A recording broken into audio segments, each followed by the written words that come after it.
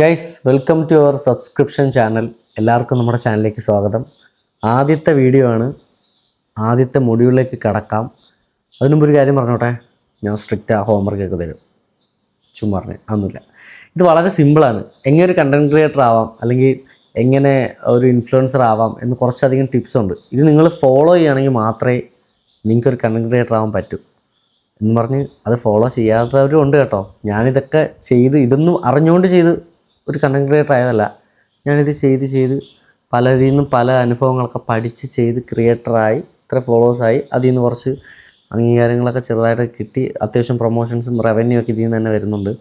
അങ്ങനെ പല അനുഭവങ്ങൾ എന്താണെന്ന് ഞാൻ നിങ്ങൾക്ക് ഷെയർ ചെയ്ത് തരാം. നിങ്ങളത് ഫോളോ ചെയ്താൽ ഉറപ്പായിട്ടും നിങ്ങൾക്കൊരു ക്രിയേറ്റർ ആവാൻ പറ്റും. ഓക്കെ, ഒരു കണ്ടൻറ് ക്രിയേറ്റർ ആവാൻ ആദ്യം വേണ്ട എന്താണെന്നറിയോ? മൊബൈൽ ഫോൺ, നല്ല ക്യാമറ. ഇതൊന്നുമല്ല, ഇൻസ്റ്റാഗ്രാമിലൊരു പബ്ലിക് അക്കൗണ്ടാണ്. ഇവിടെ എല്ലാവരും എനിക്ക് ഒരുപാട് DMs വരുന്നുണ്ട്. ബ്രോ, എനിക്കൊരു ക്രിയേറ്റർ ആവണം, ഞാൻ വീഡിയോസ് ചെയ്യുന്നതൊന്നും കയറുന്നില്ല.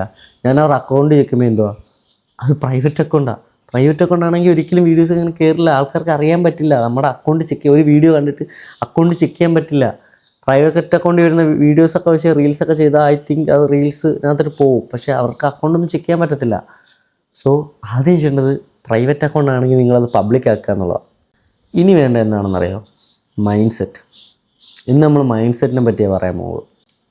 ഒരു ക്രിയേറ്റർ ആവാൻ, അല്ലെങ്കിൽ എന്ത് ജോലി ആയിക്കോട്ടെ, ക്രിയേറ്ററിൻ്റെ കാര്യം വിട്, എന്ത് കാര്യം നിങ്ങൾക്ക് അച്ചീവ് ചെയ്യണമെങ്കിലും നിങ്ങൾക്ക് ആദ്യം വേണ്ട എന്താണെന്ന് പറയുമോ? മൈൻഡ് സെറ്റാണ്. ആ മൈൻഡ് സെറ്റ് ഇല്ലെങ്കിൽ നമ്മൾ എങ്ങും എത്താൻ പോകില്ല. ഏറ്റവും വലിയ ഉദാഹരണം ഞാൻ തന്നെ. 2019 ഞാൻ അന്ന് മാരി എന്ന് പറഞ്ഞ സിനിമയുടെ ഭയങ്കര ഓർമ്മയുണ്ട്. ഒരു റീക്രിയേഷൻ ചെയ്യുക, മീശയൊന്നുമില്ലെന്ന്, ഉമിക്കിരിയൊക്കെ വാരിത്തേച്ച് അങ്ങനെ അത് കണക്കൊരു കോസ്റ്റ്യൂമൊക്കെ ഇട്ട് റീക്രിയേഷൻ ചെയ്യുക. അങ്ങനെ റീക്രിയേഷൻ ചെയ്ത് വീഡിയോ ഇറങ്ങി. ഭയങ്കര ആഗ്രഹിച്ചിറക്കിയതാണ്. അപ്പം നാട്ടിലെ കുറച്ച് പേര് പറഞ്ഞ്, എനിക്ക് നാണമില്ലടാ, എന്ത് കോമാളിത്തരമാണ് ആ വാക്കാണ് ഉപയോഗിച്ചത്, കോമാളിത്തരം. ഞാൻ അവരുടെ വാക്ക് കേട്ട് മൈൻഡ് സെറ്റൊക്കെ പോയി ഡിപ്രസ്ഡ് അടിച്ചിരുന്നെങ്കിൽ, അല്ലെങ്കിൽ ഇതൊന്നും വേണ്ട എന്ന് വിചാരിച്ചിരുന്നെങ്കിൽ എനിക്ക് ഈ കാണുന്ന ഫോളോവേഴ്സോ അല്ലെങ്കിൽ എനിക്ക് എൻ്റെ അനുഭവങ്ങൾ പറഞ്ഞുതരാൻ ഇന്നത്തെ ഞാൻ ഉണ്ടാവില്ല. എന്ന് പറഞ്ഞാൽ അന്ന് അങ്ങനെ ഒരു വീഡിയോ ചെയ്തുകൊണ്ട് മാത്രമാണ് ഞാൻ ഇന്ന് ഇങ്ങനത്തെ വീഡിയോസ് ചെയ്യാൻ തുടങ്ങിയത്. ഓരോന്ന് പഠിച്ചല്ലേ ചെയ്യുന്നത്. അപ്പോൾ നിങ്ങൾക്ക് വേണ്ടത് എന്താണെന്നത് മൈൻഡ് സെറ്റ്. ആദ്യം വീഡിയോ ചെയ്യാനൊരു മൈൻഡ് സെറ്റ് വേണം. അതിൽ കളിയാക്കിയാലും പൂട്ടുപുല്ലെന്ന് പറഞ്ഞ് എന്താ പറയുക, പൂട്ടുപുല്ല് എനിക്ക് ചെയ്യാൻ പറ്റും എന്നുള്ളൊരു മൈൻഡ് സെറ്റാണ് വേണ്ടത്. ഏറ്റവും കൂടുതൽ എനിക്ക് വന്ന DMsൽ വേറൊരു സംഭവം എന്ന് വെച്ച് കഴിഞ്ഞാൽ, ബ്രോ എനിക്ക് ഭയങ്കര ഷൈ ആണ്, ക്യാമറ ഷൈ ആണ്, എനിക്ക് ആൾക്കാരെന്ത് വിചാരിക്കും, ആൾക്കാരെന്ത് വേണേലും വിചാരിച്ചോട്ടെ. പണ്ടൊക്കെ പിന്നെയും പറയാം, നമ്മൾ വീഡിയോസ് ചെയ്യുന്നവരെന്നൊക്കെ പറഞ്ഞാൽ ചെറിയൊരു പുച്ഛം. ഇപ്പം അങ്ങനെയല്ല. ക്രിയേറ്റേഴ്സ് എന്നൊക്കെ പറഞ്ഞാൽ ഭയങ്കര വിലയാണ്. കണ്ടൻറ് ക്രിയേറ്റേഴ്സ് എന്ന് പറഞ്ഞാൽ ഭയങ്കര വിലയാണ്. ഓക്കെ.